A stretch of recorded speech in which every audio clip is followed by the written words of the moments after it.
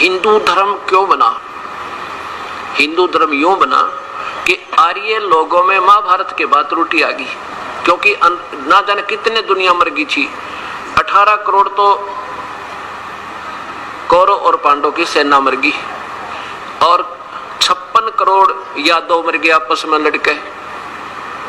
अब हिसाब लाओ, अरबों की आबादी विनाश हुई और फिर उनसे संबंधित जो रिश्तेदार थे वो विचलित हुए। प्राकृतिक आपदाएं आई जिसके कारण नास्तिकता की तरफ आर्य लोग चल पड़े।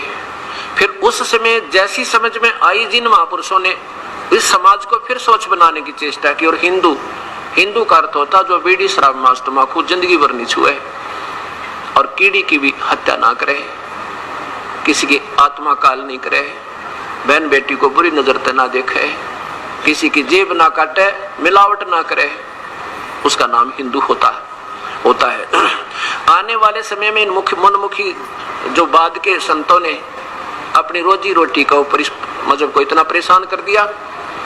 कभी कहते हैं तूने इधर पेशाब कर दिया इसलिए हानि होगी, कभी कहता है इधर मुंह करके पहला कदम रख दिया इसलिए तुझे नुकसान हो गया, यानी इतना बांध दिया इसको। इसके बाद इसमें त्रुटियां आ गई। उसके बाद क्या होता है कि बाबा आदम का जन्म हुआ। बाबा आदम कौन थे? ये ब्रह्मा जी के लोक से आई हुई एक पुण्यात्मा थी। और ये कौन थी? ये राजा ऋषभदेव जी हुए हैं, जिनसे जैन धर्म प्रारंभ हुआ। ये ऋषभदेव जी की आत्मा बाबा आदम हुए, क्योंकि हमारे संस्कार एक दूसरे में रले मिले हैं। हम पहले अलग नहीं थे।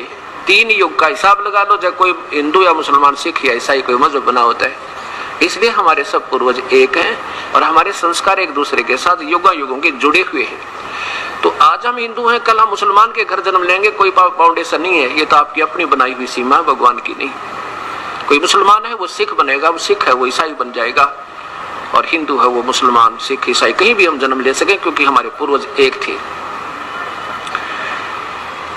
अब उसके बाद चलते चलते क्या हुआ कि ईसा जी, अब जब भी समाज में किसी व्यक्ति विशेष या मजहब से संबंध नहीं होता, भगत समाज में, और जो संत प्रभु की प्रेरणा सतपूर्ण परमात्मा की या जिस भी भगवान की तरफ से भेजे जाते हैं, वो अपनी हर संभव कोशिश करके और पुण्य आत्माओं को मार्गदर्शन जैसा उनको ज्ञान है वो सही बताने की चेष्टा करते हैं। ईसा जी का जन्म हुआ। ईसा जी ने यही क्रिया की, पूजा जो आन उपासनाएं थी वो बंद करवाई। बीड़ी शराब मांस तंबाकू अपने उन अनुयायियों का बिल्कुल बंद करवा दिया था ईसा जी ने, कि भी मृत्यु बेशक हो जा पर मांस बीड़ी शराब मांस तंबाकू छूना तक नहीं है अगर भक्ति चाहिए तो। और ये धार्मिकता का पहले लक्षण है। उसके बाद ईसाई धर्म में फिर त्रुटियां आ जाती हैं काफी समय हो जाने से। फिर हजरत मोहम्मद जी का जन्म हुआ। हजरत मोहम्मद जी, ईसा जी कौन थे? ईसा जो है विष्णु जी के लोक से आई हुई एक पुण्य आत्मा थी। और अब क्या होता है कि हम युगों युगों के ऋषि रहे हो, आप आज के नहीं है, और वो हमारे पुण्य संस्कार आज भी विद्यमान है और पाप भी है। पुण्यों के आधार पर मनुष्य शरीर प्राप्त हुआ आपको, और उसमें प्रभु की कसक फिर भी आप में विद्यमान है। और कुछ पिछली शक्तियां भी होती है, सिद्धियां होती हैं जो युगों युगों से की। तो उन महापुरुषों में कुछ सिद्धियां होती हैं जिसके कारण उनकी शब्द में भी शक्ति होती है। आम व्यक्ति से उसका अलग से कुछ विलक्षण लक्षण भी होते हैं। हजरत ईसा जी जो हैं ये विष्णु जी के लोक से आए हुए, और मूसा जी ये भी विष्णु लोक से आई हुई आत्माएं थी, गण थे। और हजरत मोहम्मद ये भगवान शिव के लोक से आए थे। एक अच्छी आत्मा थी, पिछले जन्म जन्मांतर के ऋषि थे, और फिर भक्ति की कसक थी, और ये भी फिर अपना जैसी साधना इसको प्राप्त थी लगे हुए थे। बाद में फिर एक जिब्राइल नाम का फरिश्ता अब काल प्रेरणा से उनके पास आया, उनको फिर भक्ति मार्ग अपना हिसाब से बताया कि एक प्रभु की भक्ति करनी चाहिए और नहीं करनी। ऐसे ये हमारे मजहब बन गए। मुसलमान, जब हजरत मोहम्मद जी ने मुसलमान धर्म की, एक मुसलमान का अर्थ होता है वो पुण्यात्मा जो बीड़ी शराब मांस तंबाकू कभी ना छुए, किसी की आत्मा नहीं दुखावे। यहाँ तक मना किया हजरत मोहम्मद जी ने कि कोई ब्याज भी नहीं लेगा, ब्याज को भी जो बुरा बतावे, क्या वो मांस खाने की सलाह दे देगा वो पुण्यात्मा? कभी नहीं। ये अब वर्तमान के लोगों की अपनी अटकलें हैं। 1,80,000 हजरत मोहम्मद जी के अनुयायी हुए थे, वो पुण्यात्मा, पाक आत्मा, उन्होंने कभी मांस को छुआ तक नहीं। और ना शराब, हुक्का, तमाकू, ये तो वैसे ही नहीं, बीमारी पहले थी। अब काफी समय उपरांत सिख धर्म, वैसे तो गुरु नानक देव जी से लेकर जो 10 सच्चे बादशाह हुए हैं, तो 9 तक तो कोई मजहब था ही नहीं। 10 में गुरु गोविंद सिंह जी ने भी मजहब नहीं, एक मजबूरी बन गई थी उनकी। क्या हो गया था कि मुसलमान लोग हिंदुओं को जबरदस्ती मुसलमान बना रहे थे। और मुसलमान हिंदुओं को मुसलमान क्यों बना रहे थे? उन्हें क्या शौक था? उन्होंने अपनी पूजा को, जो वो कर रहे हैं, क्या कर रहे हैं कि हजरत मोहम्मद जी को जब्राइल देवता, एक फरिश्ता आया और उसने कहा कि ये और बुत मूर्ति पूजा बंद करो, अन्य देवताओं की पूजा मत करो, एक प्रभु की आराधना करो। इस करके उन्होंने ये लिखा, अब दिखाऊंगा आपको कुरान शरीफ में लिखा कि जो एक परमात्मा ने छोड़कर आन उपासना करते हैं, देवताओं की, फरिश्तों की, दूसरों की, वह तो काफिर कहा है, वो तो मूर्ख आत्मा। जैसे गीता जी में आपने 7वें अध्याय के 12 से लेकर 15 श्लोक पढ़ा था कि ब्रह्मा, विष्णु, महेश और नीचे के जितने भी देवता हैं, इनकी पूजा मूर्ख लोग करते हैं। और यही कुरान शरीफ में, और यही पवित्र बाइबल में, और यही चारों पवित्र वेदों में, और यही गुरु ग्रंथ साहिब के अंदर केवल एक प्रभु की आराधना करने से जीव का छुटकारा होगा। तो मुसलमान अपनी साधना को सर्वश्रेष्ठ मान करके हम एक पूजा करते हैं, हिंदू हजारों कर रहे हैं।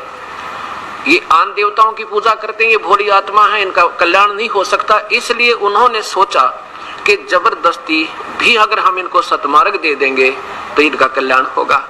जैसे बच्चे को माता पिता ना दूध पीवा जबरदस्ती पिला देता है, ले बेटा पी ले, ले बेटा पी ले, और इंजेक्शन नहीं लगवावे तो भी पकड़ कर लगवा देते हैं कि इसका कल्याण हो जाए, बुराई, इसकी बीमारी कट जाए। ये सोचकर मुसलमान लोग अपनी साधना को सर्वप्रिय मानकर और हिंदुओं को जबरदस्ती मुसलमान बनाकर फिर उनको प्यार से बैठा कर, भाई ऐसे नमाज पढ़ो, ऐसा सुबह ऐसे करो, ऐसा करो, ऐसे समझाते थे। लेकिन गुरु गोविंद सिंह जी ने कहा भी देखो, ये है भक्ति का मार्ग, इसमें आप अपनी साधना बताओ, अपना प्रचार करो, हम अपना कर रहे हैं, जिसको जो अच्छा लगेगा सिलेक्ट कर लेगा, इसमें बाई फोर्स नहीं करना, ये तुम्हारी गलती है।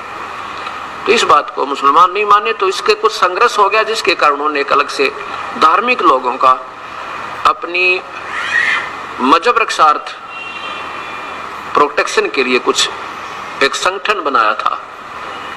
और बाद में फिर उसका सिख नाम पड़ गया। सिख का अर्थ होता है सिख, सिख माने शागिर्द, शिष्य, यानी जो प्रभु से डरने वाला हो, बीड़ी शराब मांस तम्बाकू को छुआ नहीं।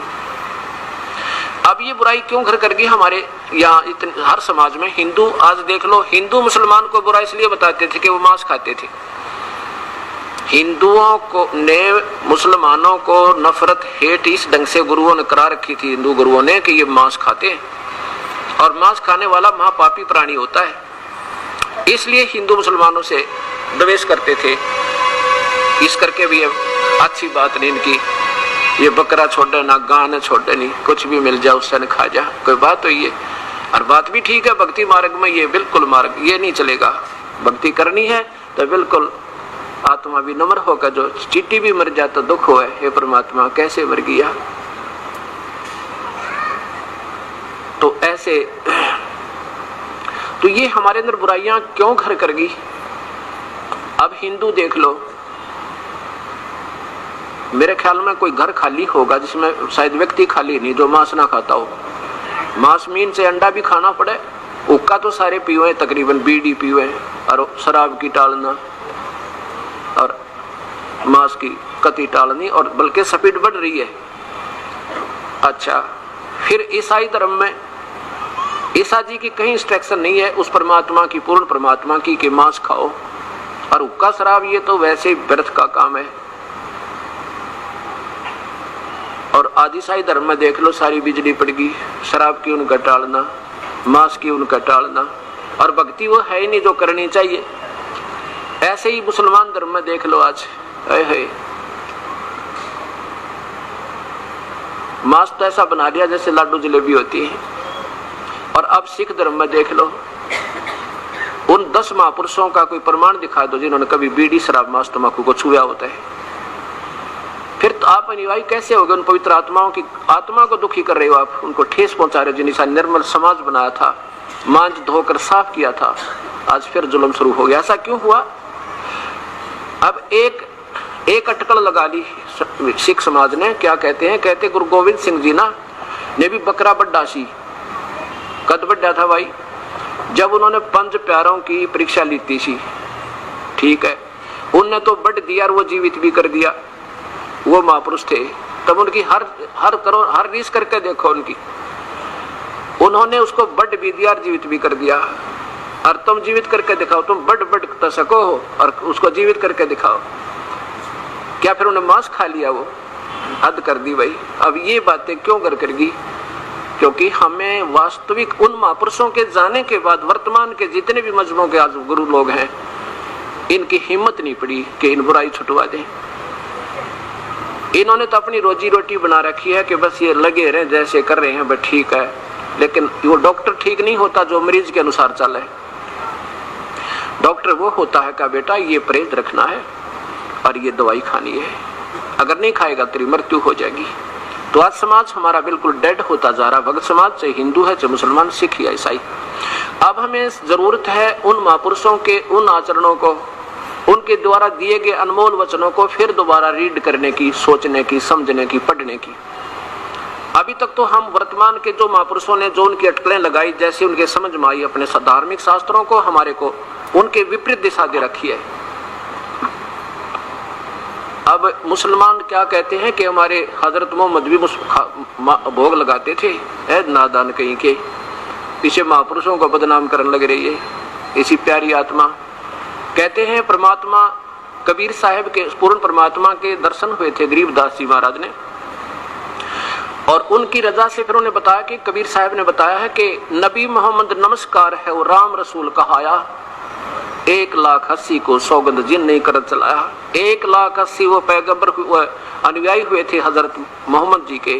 कहते कसम है उन महापुरुषों ने कदे कर्द ऐसे नहीं चलाया जैसे तुमने जुल्म कर रखा है। उन्हें कभी कर्द नहीं चलाया, कभी मांस नहीं खाया।